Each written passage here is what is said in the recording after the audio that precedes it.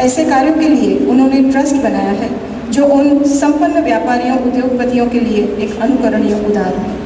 उनकी कंपनी फेविकॉल में शायद 1000 से ज़्यादा कारीगर कर्मचारी होंगे, पर कभी कभार ही संघर्ष की परिस्थिति बनी होगी। इस सिद्धि का श्रेय जाता है इनके मनोस्वास्थ्य व उनसे प्राप्त प्रज्ञा को। उनके द्वारा स्थापित त्रिवेणी कल्याण केंद्र उत्तर बुनियादी विद्यालय गुजरात में नई तालीम का एक आभूषण बन गया है।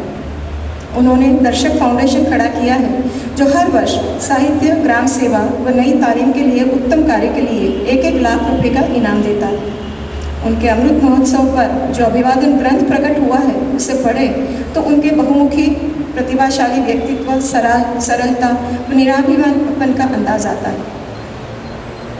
बलवंत भाई की एक बात बताऊं, हम जब उन्हें मिलने गए, उन्हें आमंत्रण देने गए, तो पहले तो उन्होंने शुरुआत ऐसे ही की कि मैं तो बहुत बोरिंग वक्ता हूँ, आप मुझे क्यों इनवाइट कर रहे हैं। मैं थोड़ी चौकन्नी हो रही गई कि भाई अभी इनको तो पूरा आमंत्रण देने गए और वो ऐसा कह रहे हैं। आधे घंटे तक उन्होंने हमारे से ये चर्चा की, ये डिस्कशन किया कि ये विषय क्यों रख रहे हैं, इसमें क्या रखा है, ऐसे सेमिनार से क्या होता है, व्यक्ति ऐसे होने चाहिए जो आपके जीवन में मॉडल बन के हो सामने, तभी कुछ समाज में परिवर्तन आता है, वगैरह वगैरह। काफ़ी हमने चर्चा की। आधे पौने घंटे तक उनके साथ जब चर्चा में जैसा ऐसे लगा, मैंने कहा कि नहीं आप ये देखिए, ये साहित्य है, ये है, आप पढ़िए, आपको बहुत इसमें से पॉइंट्स मिलेंगे यहाँ तक का। और फिर जब उनका ये जो अभिवादन ग्रंथ मैंने पढ़ा देखा, तब मुझे समझ में आया कि शायद वो बलवंत भाई उस समय हमारी ही कसौटी कर रहे थे कि हम इस विषय में कितना क्या जानते हैं, क्या समझते हैं इसके बारे में। बाकी उनकी जो एक परिपक्व लेवल है, स्तर है, वो तो हम उनकी बात से ही सुने और पता चले।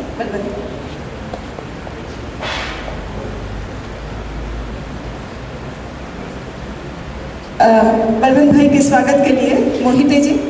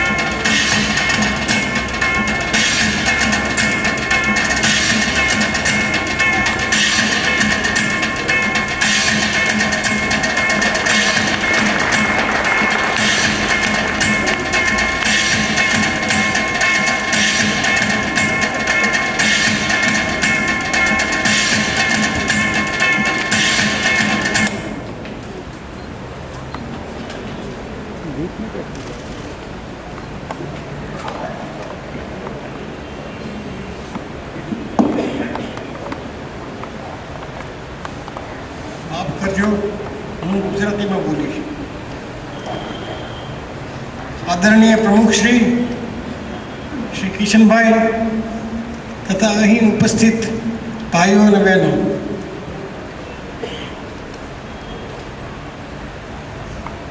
ટ્રસ્ટીશીપ સિદ્ધાંત વિશે ચર્ચાઓ ઘણી થાય છે, કોઈ પ્રયોગો પણ થાય છે, કોઈ વ્યક્તિઓ પોતે અંગત રીતે ટ્રસ્ટીશીપનો સિદ્ધાંત પ્રમાણે જીવતા હોય છે, પણ એના વ્યાપક સ્વરૂપે સમાજમાં એ હજી સ્વીકાર્ય નથી થયું. કોઈ પણ મોટો વિચાર કે મોટો સિદ્ધાંત ત્યારે જ સમાજમાં અમલી બને છે કે જ્યારે સમાજ એની નજીક આવી ગયો પણ એના વિકાસની ગતિમાં એ સ્વીકારી શકે ઝાઝા ભાગના માણસો, એવું થઈ શકતું.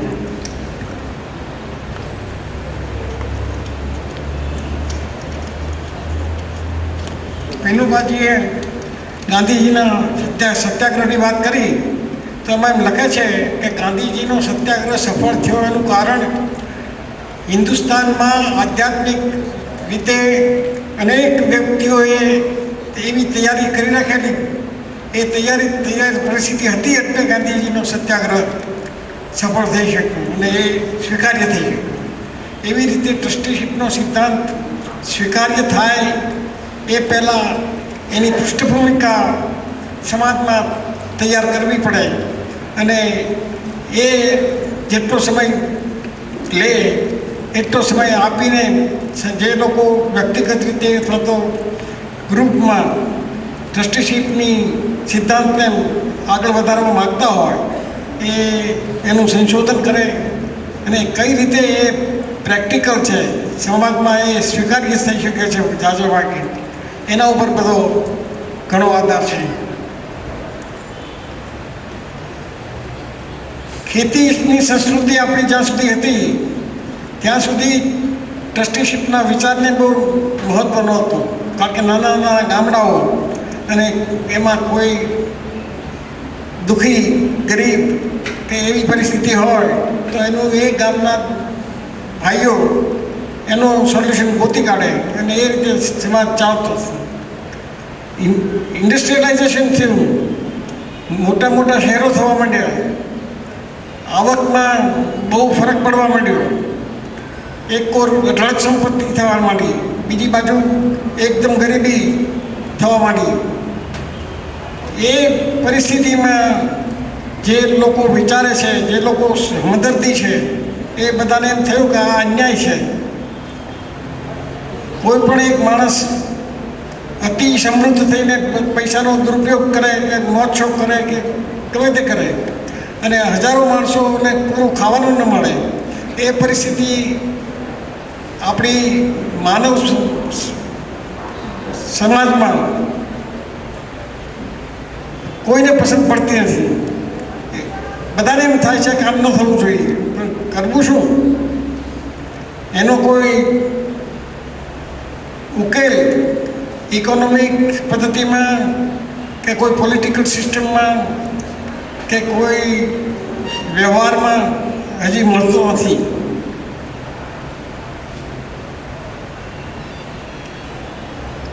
ટ્રસ્ટીશીપના સિદ્ધાંતને 3-4 બાજુઓ છે. એક તો વ્યક્તિગત રીતે પોતાના વિકાસ, આંતરિક વિકાસને પરિણામે એને પોતાને પૈસાની બહુ જરૂર લાગતી નથી, પોતાનું જીવન નિર્વાહ ચાલે એટલા પૈસા થાય તો એને બસ છે, અને વધારે આવે તો સમાજને આપી દેવું. એ ટ્રસ્ટીશીપનો વિચાર વ્યક્તિગત રીતે જે વિકસિત વ્યક્તિઓ હોય એને આવતો હોય છે, પણ આખા સમાજને માટે એને આપણે સ્વીકારવો હોય તો એના સોશિયો ઇકોનોમિક, પોલિટિકો લીગલ એ બધા આસ્પેક્ટને વિચાર કરવો જોઈએ, એનું મંથન કરવું જોઈએ અને જે પ્રેક્ટિકલ સ્વીકાર્ય થાય, જે લેવલ ઉપર સમાજ હોય એ પ્રમાણે એનો વ્યવહાર કરવો જોઈએ.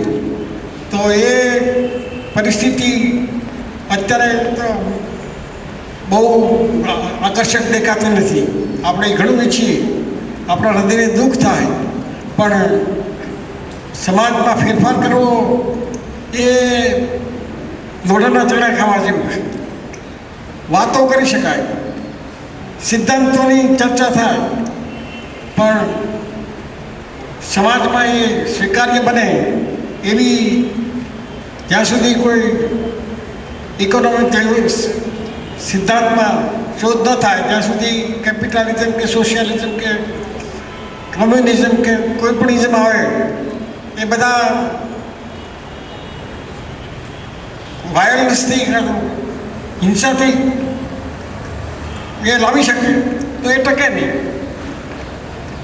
અહિંસાથી લાવવા જાઓ તો સમય આધ્યાત્મિક રીતે જેનો વિકાસ થઈ ગયો છે, જે લોકો કરી રહ્યા છે એને તો કોઈ સવાલ નથી. એ તો પોતે. धन्यवाद बलवंत भाई, बीच उन्होंने अपने विचार रखे, उनके लिए हम आपके आभारी हैं. मित्रों, अभी तक हमने इस तरह के 4 वक्ताओं को सुने जो किसी न किसी तरह से अपने क्षेत्र में इस बारे में, इस दिशा में कुछ सोच रहे हैं. अब हम एक ऐसे हमारे साथी को यहाँ आमंत्रित कर रहे हैं जिन्होंने पिछले करीबन 25 साल से एक ट्रस्टीशिप फाउंडेशन नाम की संस्था चला रखी है और जेपी जी ने जिसकी प्रेरणा दी थी उस संस्था को शुरू करने की, और पूरे ट्रस्टीशिप के विचार को लेकर ये ट्रस्टीशिप फाउंडेशन रिसर्च वर्क कर रहा है, कुछ काम कर रहे हैं। तो हम श्री अरविंद देशपांडे जी को मैं यहाँ आमंत्रित करती हूँ। राजू भाई आप आइए, उनका सम्मान करेंगे। आइए अरविंद जी, आइए प्लीज़।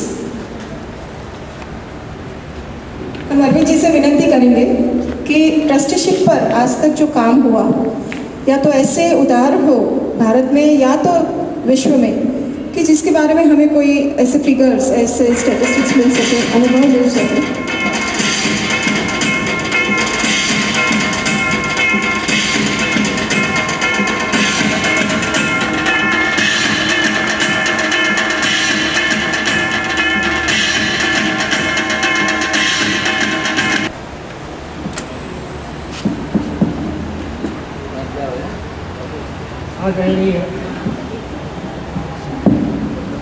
आदरणीय धर्माधिकारी जी, श्री किशन भाई यहाँ बैठे हुए, हमारे पुराने साथी कांति भाई श्रॉफ और नेतागण भाई और बहन, मुझे कहा गया था कि ट्रस्टीशिप इन प्रैक्टिस में आप कुछ अंग्रेजी में बोलिए, लेकिन अब तक तो कोई अंग्रेजी बोल नहीं रहा, तो मैंने भी सोचा मैं भी हिंदी में बोलूँ। ट्रस्टीशिप थियरी क्या है, उस पर आप हमारे जो चेयरमैन हैं धर्माधिकारी जी वो बोलेंगे।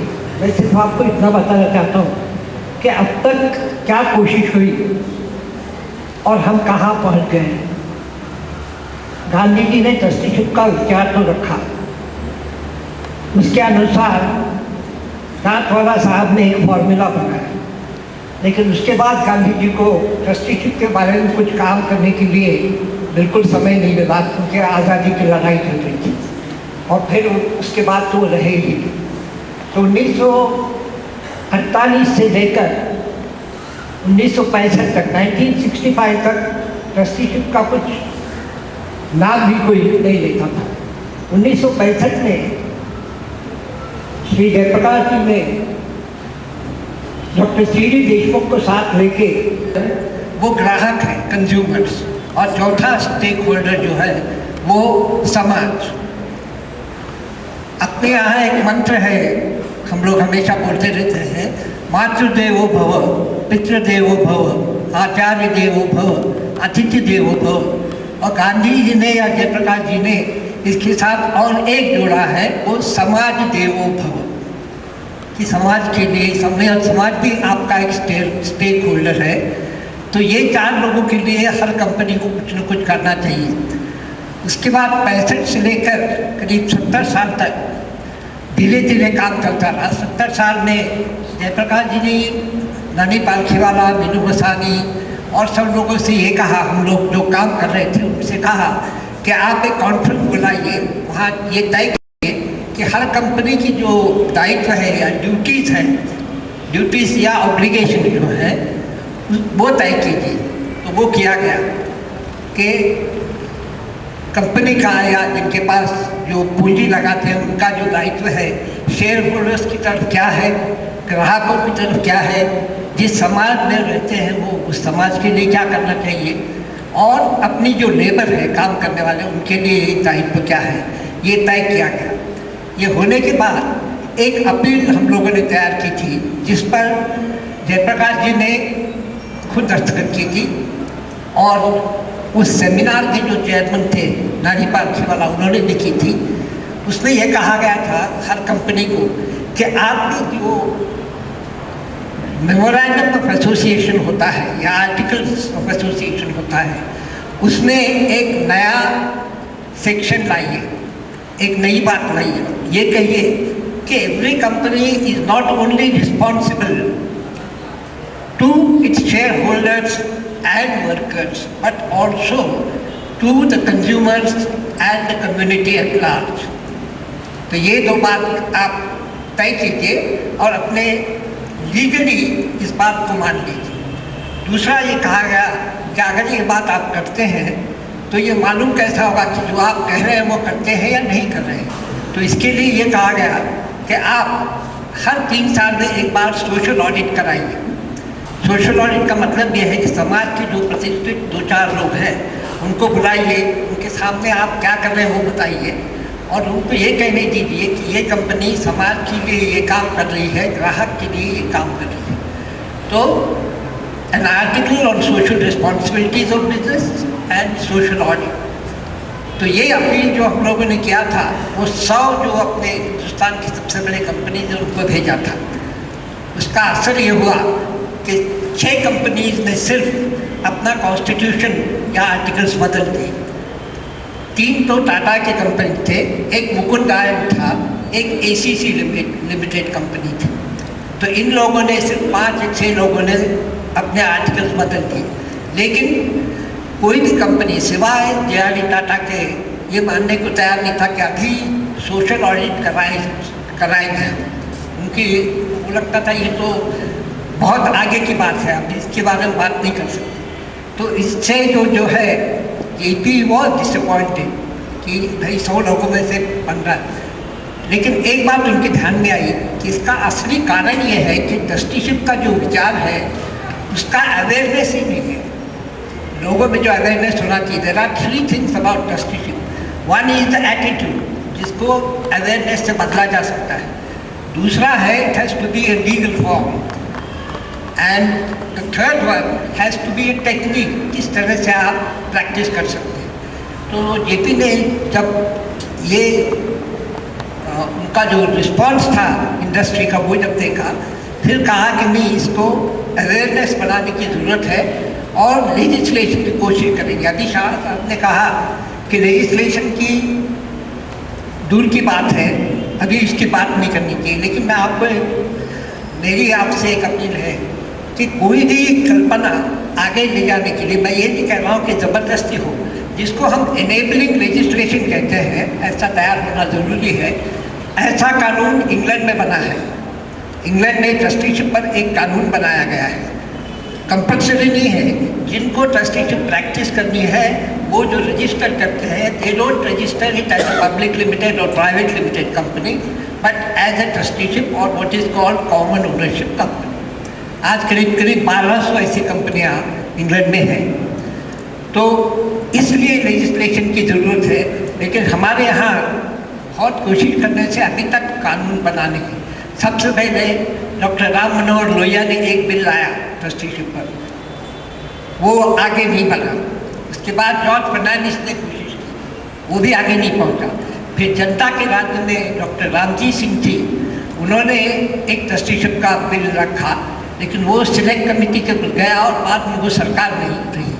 फिर हम लोगों ने, आप जानते हैं, चंद्रशेखर जी जानते हैं कि 1995 में जब doctor Manmohan Singh finance minister थे, तो हम लोग उनके पास, उनको एक सेमिनार दिल्ली को बुलाया था।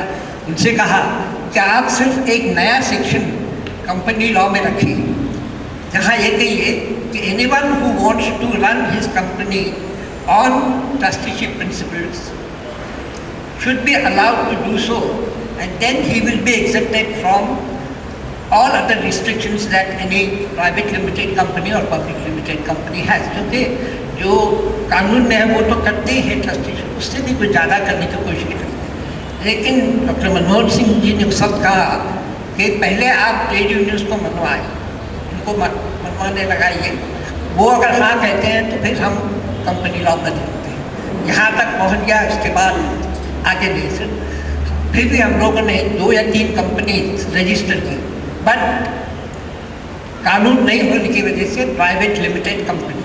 और उसने हमारे आर्टिकल्स ऑफ एसोसिएशन में लिखा कि our first purpose is to follow trusteeship principles and our second purpose is to manufacture something and make profits. ये ऐसा कह के खीरा की एक कंपनी थी, उसके बाद और एक उसी बड़ी की कंपनी थी। आजकल एक कंपनी इस लाइन पर मेहसाणा में, गुजरात में चल रही है, जिसको डॉक्टर कुरियन ने बहुत मदद की है। तो हमारे यहाँ कानून नहीं रजिस्टर, इंग्लैंड में 1200 कंपनीज हो चुकी, यहाँ अभी तक आगे कदम नहीं बढ़ रहा है। मुझसे कहा गया था कि इसी बारे में ये कहिए। अब वेल्थ का जो कॉन्सेप्ट गांधी जी का था, मैंने जैसे कहा समाज देवो भव, उन्होंने कहा समाज माने क्या है, तो दरिद्री नारायण। मैं आखिरी में आपसे सिर्फ एक जो ये है दरिद्री नारायण या गरीबों की बात क्यों की, उसके लिए पढ़ के सुनाता हूँ। मैंने अंग्रेजी में लिख गिराया था कि in the book beyond the bottom line, Michael Smith observes that in 1999 the 3 richest people in the world were worth more than the combined GDP of world's 34 poorest nations. 3 आदमी के पास इतनी संपत्ति जो 34 राष्ट्र के पास नहीं है. As many as 51 out of the 100 largest economies are not nation states but corporations.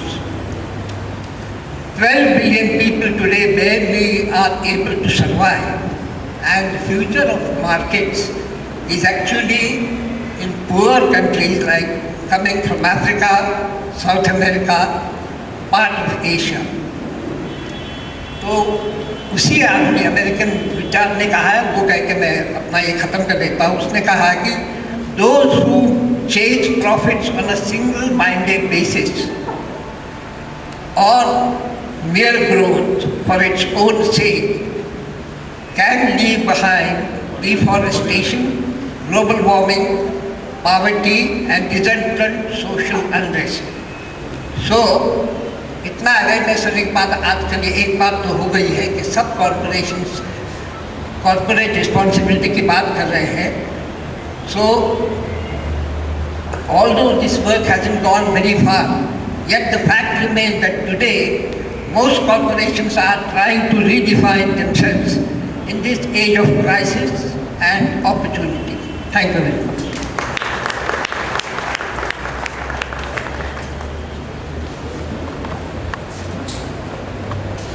अब हम इस कार्यक्रम के आखिरी तौर पर जाएंगे.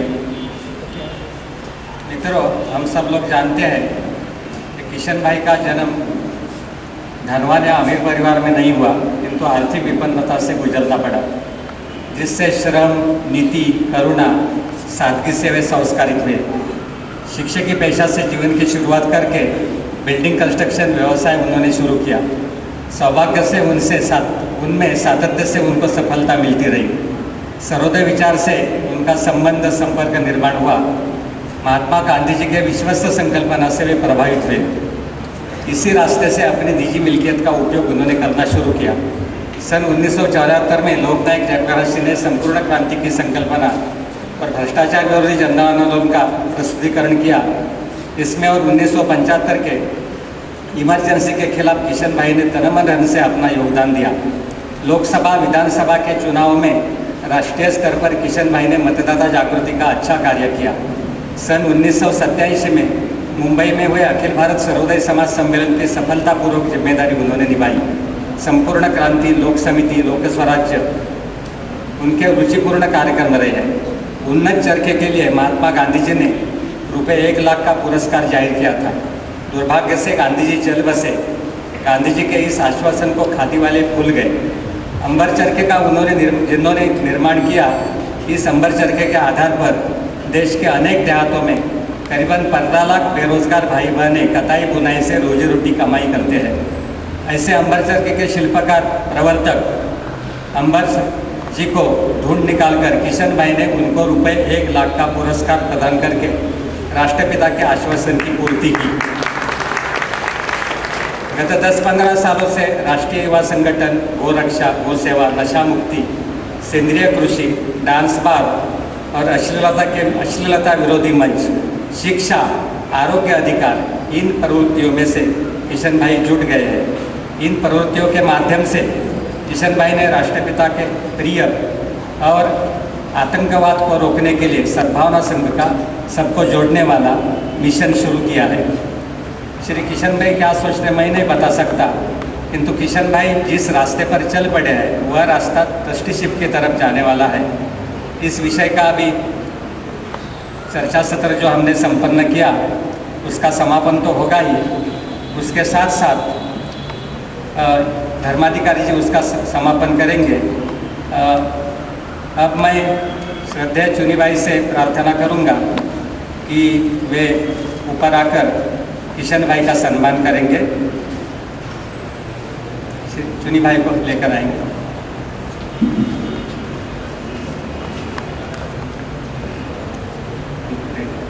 शुभ मंगल हो, शुभ मंगल हो, शुभ मंगल, मंगल मंगल हो, शुभ मंगल हो, शुभ मंगल हो, शुभ मंगल, मंगल मंगल हो, नभ मंगल धरती मंगल हो, नभ मंगल धरती मंगल हो, धरती का कण कण मंगल हो, शुभ मंगल हो, शुभ मंगल हो, शुभ मंगल, मंगल मंगल हो, गति मंगल हो, मति मंगल हो, गति मंगल हो, मति मंगल हो, मानव की हर कृति मंगल हो, मानव की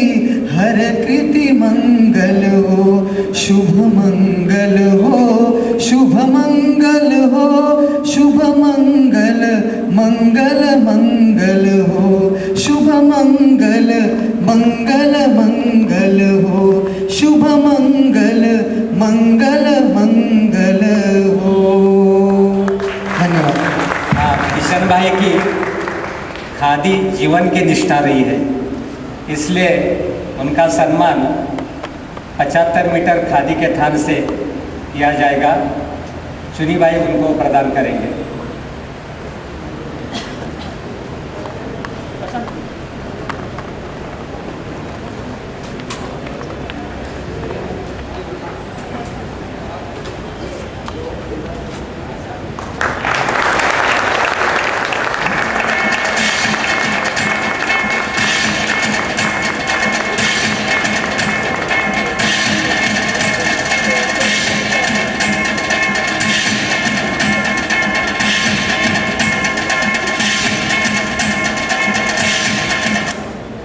मैं अभी रसिका मन से प्रार्थना करूंगा, वो ऊपर आए। आप जानते हैं किशन भाई की सामाजिक और पारिवारिक जीवन में परछाई बनकर जिन्होंने जी जान से साथ देकर परिवार संपन्न किया, ऐसे रसिका बन का खादी की साड़ी के साथ उनका सम्मान किया जाएगा। मैं उनसे प्रार्थना करता हूँ और जगदीश भाई को ऊपर बुलाता हूँ। जगदीश भाई उनका सम्मान करेंगे।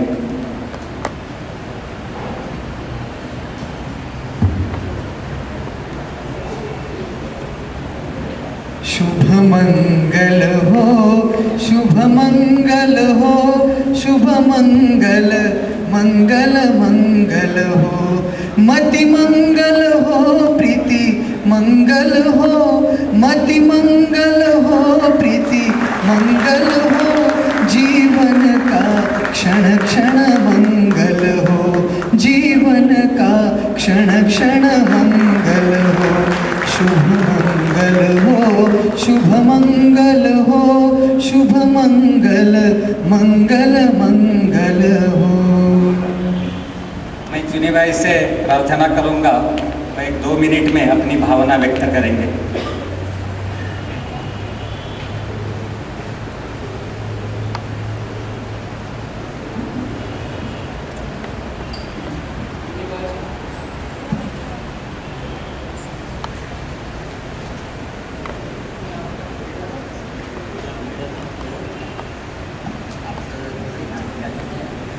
जज करेंगे। मित्रों, बड़ी कंजूसी से 2 मिनट दिए हैं।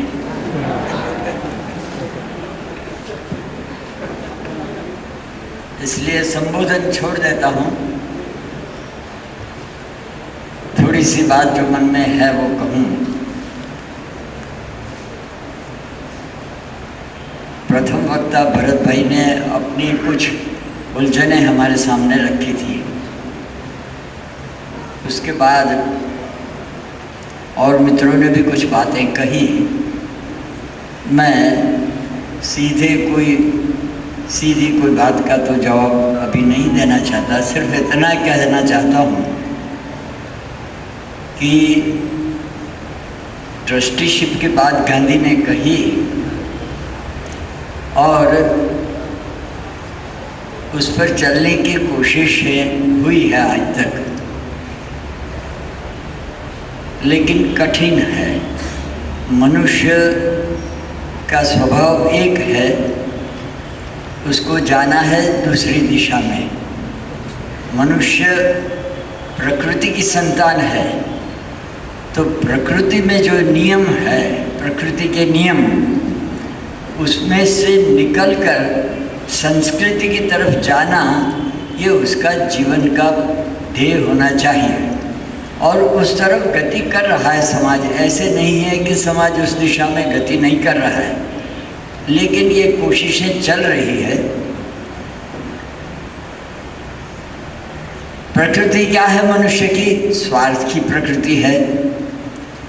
प्रकृति क्या है? बड़ी मछली छोटी मछली को निगल जाती है, ये प्रकृति है। लेकिन संस्कृति क्या है कि बड़ी मछली ये सोचेगी कि मैं इसको, छोटी मछली को निगल जाऊं, बजाय इसके और कोई चीज़ से मेरा अगर काम चल जाता है तो छोटी मछली को भी बढ़ने का मौका दूं। ये इस प्रकार से सोचना, दादा धर्माधिकारी उसका अलग ये देते थे उदाहरण कि भूख तो लगी है लेकिन नहीं खाऊंगा। क्यों? एकादशी का व्रत है। एकादशी का व्रत होने के कारण खाना छोड़ते हैं। प्रकृति कहती है खाओ, संस्कृति कहती है नहीं, एक दिन का फाका करो। ये एक बात है।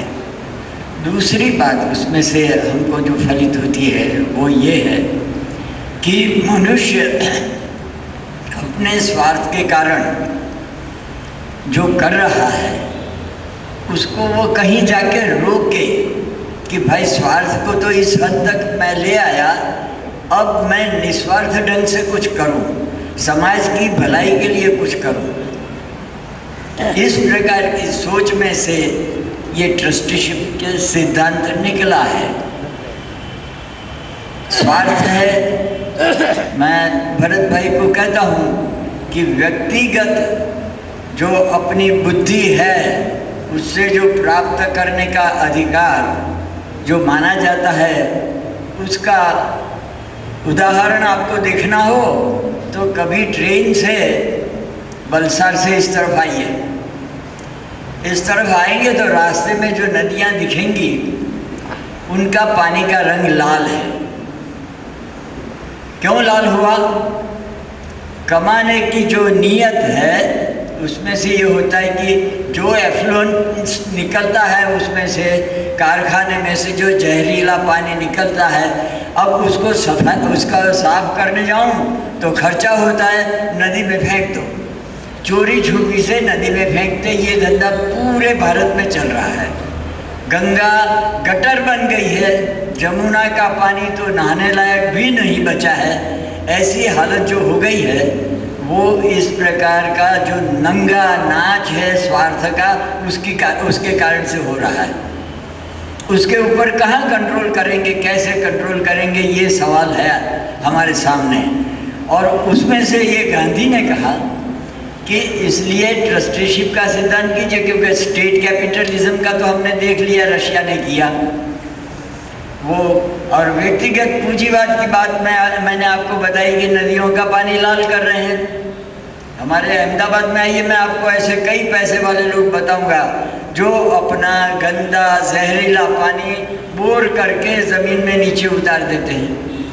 अब वो पानी गंदा जहरीला पानी नदी में बहा, नीचे गया, उससे वो वनस्पति उसको लेती है, पशु पंखी उसको पीते हैं, और जो अनाज पैदा होता है उसमें वो पानी आता है।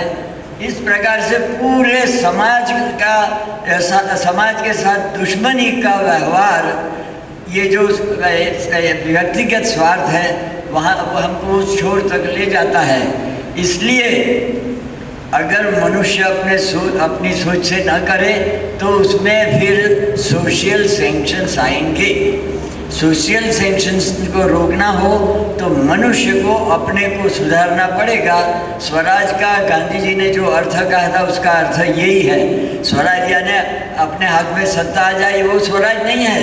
मैं अपने ऊपर कैसे राज करूं, मैं अपने स्वार्थ को कैसे संयत करूं ताकि मैं अविरोधेन सर्वेषां, पूरे समाज के हित को नुकसान पहुंचाए बगैर मैं अपना विकास कैसा करूं। इस प्रकार की सोच में से ट्रस्टीशिप का सिद्धांत आया है। मित्रों, इस समय उन्होंने तो 2 मिनट दी थी, मैंने 5 मिनट शायद ले लिया। धन्यवाद आप सबको।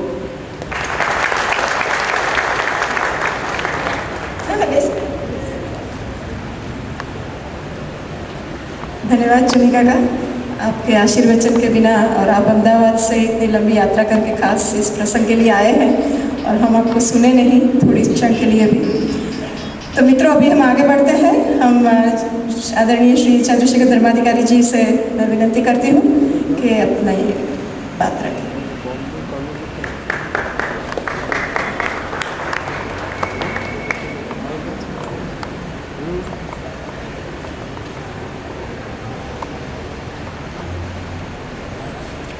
मंच पर बैठे सारे प्रतिष्ठित गण, देवियों और सज्जन, किशन भाई का अमृत महोत्सव हम मनाने जा रहे हैं। 75 साल को हम अमृत महोत्सव कहते हैं क्योंकि समुद्र मंथन के बाद 2 चीजें निकली, जहर भी निकला और अमृत भी निकला। इसके बाद की सारी जिंदगी हम प्रसाद की मानते हैं, भगवान ने दिया हुआ जीवन का अमृत मानते हैं। इसलिए जीवन भाई, किशन भाई के जीवन में अमृत इसके बाद खिलेगा, ऐसा मानकर इस समारोह का आयोजन हमने किया था। किशन भाई से तो मेरी बहुत पुरानी पहचान है, काफ़ी मतभेद भी रहे, झगड़ा भी रहा। परसों पूछा तो कहने लगे मेरे जीवन में तो ट्रस्टीशिप नहीं है। मैं वो दावा कैसे करूँगा, किस बुनियाद पर करूँगा? इच्छा तो है कि ट्रस्टीशिप की तरफ जाऊँ, लेकिन ये इच्छा में से मैं मानता हूँ कि हमेशा शुरुआत हुई कब होती है। अरविंद देशपांडे जी ने आपके सामने रखा कि ट्रस्टीशिप के प्रांगण में हम यशस्वी नहीं हुए, अयशस्वी हुए ऐसा मैं नहीं कहूँगा, हम अल्प यशस्वी हुए ऐसा मैं कहूँगा। गांधी भी नाकामयाब रहे, विनोबा जी भी नाकामयाब रहे, लेकिन एक चीज़ हमको समझ लेनी चाहिए कि रावण के यश से जटायु का अपयश ज़्यादा अच्छा होता है। इसलिए ये अपयश से भी हम बहुत कुछ सीखें। एक गलतफहमी हमारी हो गई कि ट्रस्टीशिप का संबंध सिर्फ संपत्ति से है, इसको हमको भूल जाना चाहिए। ट्रस्टीशिप का संबंध हर व्यक्ति का जो बुद्धि होगी, जो जीवन होगा, जो व्यवसाय होगा उससे जुड़ा है। गांधी ने तो कहा था कि श्रमिक भी अपने श्रम का ट्रस्टी है, मालिक नहीं है। उसका श्रम भी समाज के उपयोग के लिए होगा। गांधी ने आगे कहा था कि श्रमिक गरीब होता है, अमीरों के खिलाफ होता है, इसलिए कैपिटलिस्ट नहीं होता, ऐसा मानना गलत है। वो तो पोटेंशियल कैपिटलिस्ट होता है। हम में से कईयों की सहानुभूति गरीबों से है, बनने की इच्छा टाटा बिरला है, इसलिए इधर भी नहीं जा सकते और उधर भी नहीं जा सकते, इसलिए त्रिशंकु सरीखे लटक रही है, जिसको आप मध्यम वर्ग कहना चाहते हैं। क्या आप और मैं जो बुद्धि के भरोसे जीते और मध्यम वर्ग कहलाते हैं, अपने आप में शोषक नहीं है? शोषण की प्रक्रिया ट्रस्टीशिप में जब सुहाती नहीं, तब अलग भूमिका आती है। चुन्नी भाई ने बहुत थोड़े शब्दों में आपसे रखा, लेकिन मैं आपसे कहना चाहता हूँ कि सुसंस्कृत जीवन की भूमिका, जिसको चुन्नी भाई ने संस्कृति कही, उसकी शुरुआत कहाँ से होगी? आप सब पढ़े लिखे लोग हैं, मेरा 5 साल का नाती था, अब तो बड़ा हो गया, इसलिए था शब्द का इस्तेमाल कर रहा हूँ। मेरे घर में खाना खाने के लिए मेरे न्यायमूर्ति दोस्त आए। ये रसोई घर से बाहर आया और उसने जोर से चिल्लाकर मुझसे कहा कि बाबा सब्जी खत्म हो गई, मत मांगना। हम सब नाराज हो गए, उसकी नानी नाराज, उसकी माँ नाराज। लेकिन वो बच्चा क्या जाने कि सच कब बोलना पड़ता है, झूठ कब बोलना पड़ता है। बच्चा तो सच बोलना ही जानता है। 7 दिन के बाद उसके मामा का फोन आया। घर में होते हुए उसने कह दिया कि कह दे मैं घर पर नहीं हूँ। उस दिन वो लड़का झूठ बोलना सीखा। मैं आपसे कहना चाहता हूँ, सच बोलना सिखाना नहीं पड़ता, झूठ बोलना लोग बच्चा आपसे सीखता है। अच्छे संस्कार बच्चों की करने की जरूरत नहीं होती, आपके मेरे बुरे संस्कारों से बच्चों को बचाना पड़ता है। इसलिए ट्रस्टीशिप की शुरुआत सामाजिक जीवन में शोषण के जितने बुरे संस्कार हैं उससे समाज को और अगले पीढ़ी को बचाने से ट्रस्टीशिप की शुरुआत होने वाली है। क्या आप ये करेंगे? कौटुंबिक भावना का विस्तार यानी बंधुत्व भावना का विस्तार है, ट्रस्टीशिप का विस्तार है। कुटुंब में आप और मैं ताकत के मुताबिक काम करते हैं और ज़रूरत के मुताबिक उपभोग लेते हैं। मेरा 2 साल का नाती कुछ कमाता नहीं, घर में मुझे बता देना, 2 मिनट रुकी और बाद में कहें बेटा ये बिल्कुल सच है कि मैं कभी ज़िंदगी में फेल नहीं हुई, लेकिन इसका कारण ये है कि मैं कभी परीक्षा में ही नहीं बैठी। जो परीक्षा में नहीं बैठता ना वो फेल नहीं होता, जो प्रयोग नहीं करता ना उसके प्रयोग असफल नहीं होते। हमने गांधी, जयप्रकाश और विनोबा के असफलता में से और ट्रस्टीशिप के भी संकल्प के असफलता में से बहुत कुछ सीखा है। शोषण रहित समाज की जब हम बात करते हैं तब जागतिकीकरण के इस दौर में आपसे 2 चीजें कहना चाहता हूं। पहला महायुद्ध हुआ तब अंग्रेजों ने यह सोचा था कि साम्राज्य अगर मजबूत करना होगा तो इस देश का जो नौजवान होगा उस नौजवान का पुरुषार्थ हमको समाप्त करना पड़ेगा। और उस समय पहली बार परदेश से अफीम मेरे देश में आयात की गई।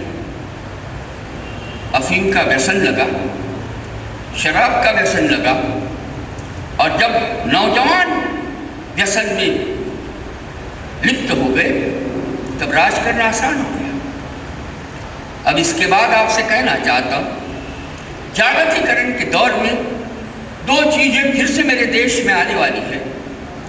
व्यसन आएगा, शराब और ड्रग्स तो आएंगे ही, लेकिन इसके साथ लैंगिकता का विकास होने वाला है। आज ही मेरी यहाँ की महिला और स्त्री, उसको आप देवी कहिए, कुछ भी नाम से कह दीजिए, बाजार में वस्तु के रूप में खड़ी है। उसका मनुष्य तो समाप्त हो गया है। इश्तहार से लेकर सारी जगह वो दिखती है। और आज तक जितनी ब्यूटी कॉन्टेस्ट जागतिक स्तर पर भी, आपने तो मेरे से ज़्यादा अभ्यास किया होगा, आपने देखा होगा कि जितने विकसनशील देश हैं जहाँ जो कंपनियां ये स्पर्धा करती हैं उन कंपनियों का सामान बिक सकता है, ऐसा मुझको लगता है, उसी देश की लड़की हमेशा ब्यूटी क्वीन बनती है। सारी चीजें बिकाऊ हो गई। ऑस्कर वाइल्ड का एक वाक्य है, cynic is a person who knows price of everything and value of nothing। सारी चीज की कीमत जानने वाले लोगों को मूल्यों का भान नहीं रहता। इसलिए आज मेरे देश में ज्ञान बिकता है, विज्ञान बिकता है, ईमान बिकता है, इंसान बिकता है, और आपको बुरा न लगता हो तो भगवान भी बिकता है। मैं बहुत जिम्मेदारी के साथ ये कह रहा हूँ। नागपुर में एक जौहरी की दुकान में गया, एक गणेश की मूर्ति थी और एक चूहे की मूर्ति थी। मैंने कीमत पूछी, उसने दोनों की कीमत मुझे सरीखी बताई। मैंने कहा गणेश और चूहा दोनों की कीमत एक ही? उसने मुझे कहा साहब आप बाजार में खड़े हैं, जौहरी की दुकान में खड़े हैं, हम चांदी तोलते हैं, गणपति और चूहा इसमें फर्क नहीं करते। ये बाजार का मूल्य होता है। आप गणपति खरीद कर अपने देवघर में ले जाइए तो उसका मूल्य अलग बनेगा। मूल्यों पर आधारित जो बाजार नहीं होता, मूल्यों पर आधारित जो जीवन नहीं होता, और जिसमें मूल्य अपने जीवन में अपनाए हुए नहीं होते, उसमें ट्रस्टीशिप की बात करना बहुत गलत है। क्योंकि गांधी ने जब कहा था कि मेरा जीवन ही मेरा संदेश है, हम गांधी को मानने वालों ने थोड़ी सी गफलत कर दी। कई लोगों ने जीवन की नकल की तो संदेश भूल गए। जिन्होंने संदेश को जानने की कोशिश की वो जीवन भूल गए। इसको अंग्रेजी में आपकी भाषा में diverse between actor and his settings कहते हैं। जीवन के साथ चीज जुड़ेगी क्या? Individual code of conduct Gandhi ने शब्द इस्तेमाल किया था, उसके साथ हम आएंगे क्या? आपको बता दूं, जापान का विजडम बैंक का एक रिपोर्ट आया, अनिल काकोडकर जी ने मुझे दिखाया। रिपोर्ट में लिखा है, we are manufacturing artificial needs and we are manufacturing artificial wisdom. Computer होगा, बाकी सारी चीजें होगी, हम यहाँ तक आर्टिफिशियल विजडम पैदा करेंगे, हिंदुस्तान के लोगों को अपनी अकल इस्तेमाल करने की जरूरत नहीं पड़ेगी। आर्टिफिशियल नीड्स की बात नहीं, जो पहले नहीं थी नीड वो आज नीड बनी। फिर माइक्रोवेव होगी, रेफ्रिजरेटर होगा, सफाई करने का मशीन होगी, उसको नीड्स कहा उन्होंने। लेकिन एक चीज उनके ध्यान में नहीं आई कि नीड बेस्ड लाइफ जब गांधी ने कहा था, उसका कारण यह था कि नीड्स कितनी भी बड़ी तो उसको मर्यादा होती है। ग्रीड की कोई मर्यादा नहीं होती, लालसा और हवस की मर्यादा नहीं होती। इसलिए ज़रूरत पर आधारित हमारा जीवन अगर नहीं होगा तो हमारे जीवन की शुरुआत ट्रस्टीशिप की भूमिका से नहीं होती। लालसा अलग चीज़ है, हवस अलग चीज़ है और ज़रूरत अलग चीज़ है। बौद्धिक श्रम करने वाला आदमी और शारीरिक श्रम करने वाला आदमी दोनों अगर उत्पादक होंगे तो उत्पादक परिश्रम की प्रतिष्ठा अगर समाज में नहीं निर्माण होती तो अपनी जबान में कहना चाहूँगा, जहाँ श्रम प्रतिष्ठा नहीं होती ना, वहाँ सिर्फ बेश्रमों की प्रतिष्ठा होती। हमारा अर्थशास्त्र बेशर्मों की प्रतिष्ठा पर आधारित है। इसको गांधी, विनोबा और जे.सी. कुमार अप्पा ने अर्थशास्त्र नहीं कहा था, अनर्थशास्त्र कहा था। आगे जाकर स्वार्थशास्त्र कहा था और बाद में विपत्ति शास्त्र कहा था। मैंने दादा से पूछा, ये विपत्ति शास्त्र कैसे होता है? स्वार्थ शास्त्र तक मैं समझ पाया। बहुत अच्छा उदाहरण दिया, मेरे जीवन का दिया। हम दो दोस्त थे, साथ में स्कूल पढ़ते थे। वकालत करता था। एक दिन वो आया और कहने लग गया कि मेरे घर में सत्यनारायण की कथा है, तुमको आना चाहिए। मैंने कहा, भाई किस कारण सत्यनारायण हो रहा है? कहने लगे, पिताजी का व्यवसाय अच्छा चला, इसलिए सोचा कि भगवान का भगवान को दे देना चाहिए, जैसे बालाजी को दक्षिण में पार्टनर बनाते हैं। फिर मैंने पूछा, क्या व्यवसाय है तेरे पिताजी का? कहने लगे, मामूली गरीब आदमी, शमशान में लकड़ी बेचने का मेरे पिताजी का व्यवसाय है।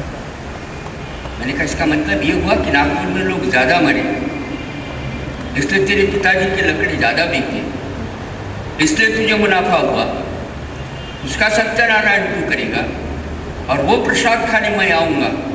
दिल नहीं मानता।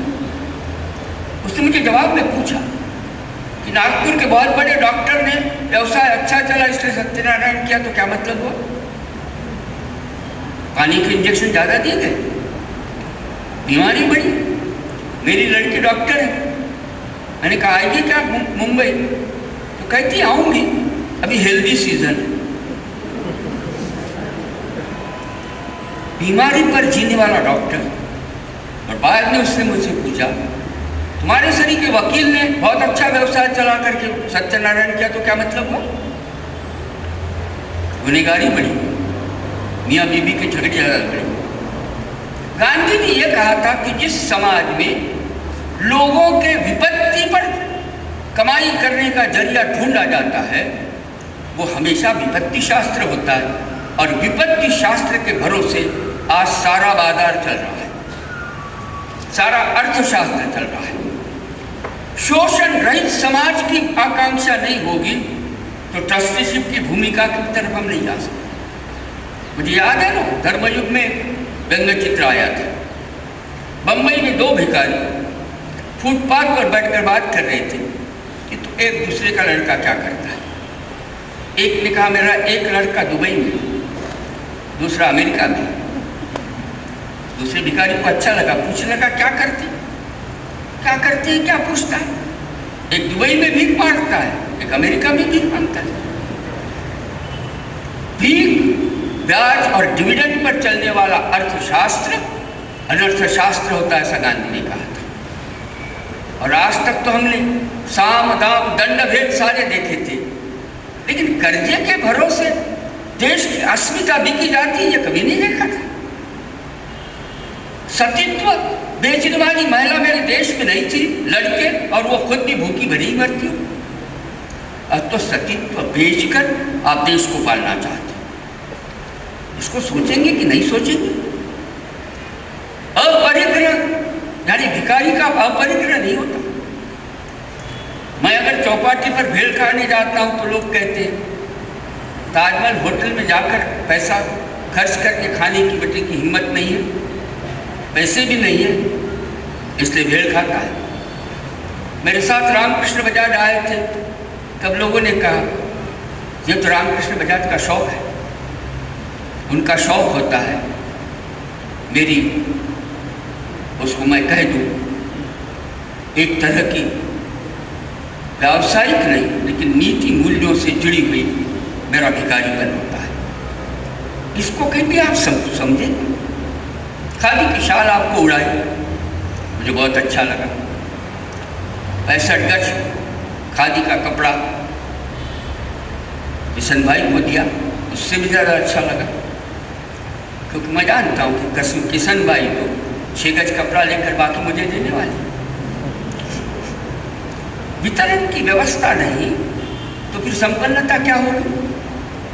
मेरे देश में तो मैंने कई बार सुना कि सोने का धुआं निकलता था, दही दूध की नदियां बहती थी, लेकिन जिस महाभारत काल में प्रभु श्री कृष्ण की दही दूध और मक्खन की लीलाएं प्रसिद्ध है, उस जमाने में भी परम मित्र जो उनका सुदामा था उसके तो तंदूरी प्रसिद्ध है, उसके पास तो दही दूध नहीं था।